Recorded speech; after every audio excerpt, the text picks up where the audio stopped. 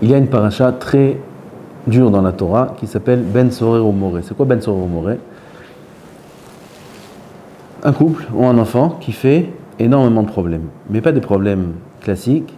Il vole ses parents, il achète avec de la viande, du vin, et il n'a même pas 13 ans.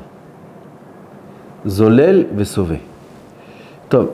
La Torah a dit, on dit bref, enfin en bref, la Torah l'a dit, ce Ben Sorer Moré là, puisque sa fin sera terrible, vaut mieux qu'il meure en étant zakai, en étant pas obligé dans les mitzvot, avant la bar mitzvah, plutôt qu'il meurt hayab. Alors on le prend au beddin, les parents sont obligés de dire cette phrase-là qui est écrite dans le verset, Enenu shomea bekolenu.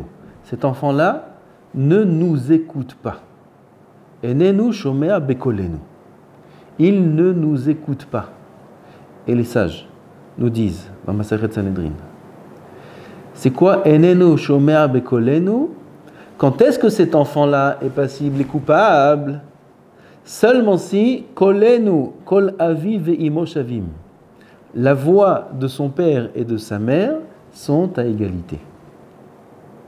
Mais si c'est son père qui domine et sa mère, elle est toujours effacée parce que le père ne permet pas à l'enfant d'écouter sa mère, ou la mère éduque son enfant à l'inverse de l'éducation de son père, donc la voix du père et de la mère ne sont pas à égalité, c'est-à-dire les parents se disputent devant les enfants, cet enfant-là n'est pas coupable. S'il est sorti un mauvais enfant, et très mauvais enfant, c'est la faute des parents.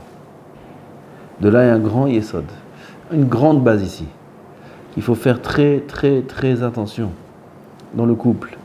Si jamais le couple ne donne pas de respect l'un à l'autre, au moins aux yeux des enfants, quand l'enfant, il vient voir son père et lui dit « Ouais, j'en ai marre, maman, elle m'a dit ci, elle m'a dit ça. » Et que son père, au lieu de lui répondre « Non, c'est ta mère. Tu dois écouter ta mère. Tu dois écouter ce qu'elle te dit. » Au lieu de lui dire ça, il lui dit « Mon fils, maintenant on est deux. »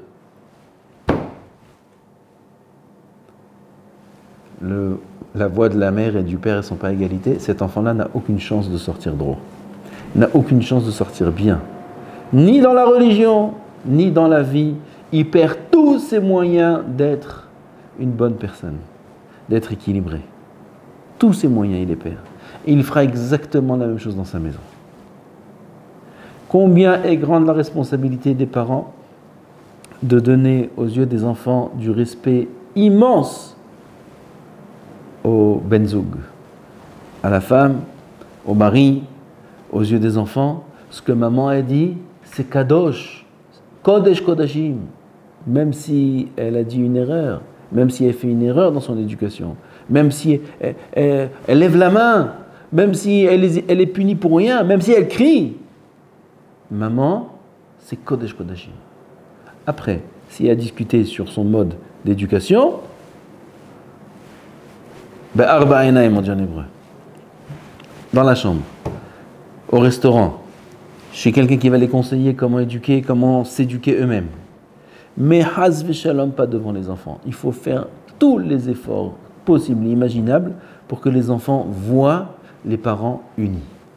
Ça va donner la bonne santé aux enfants, morale, physique, ça va leur donner des forces. Et à l'inverse, si les enfants voient les parents qui ne sont pas unis, ça leur enlève tous les moyens de réussir dans la vie, dans tous les domaines.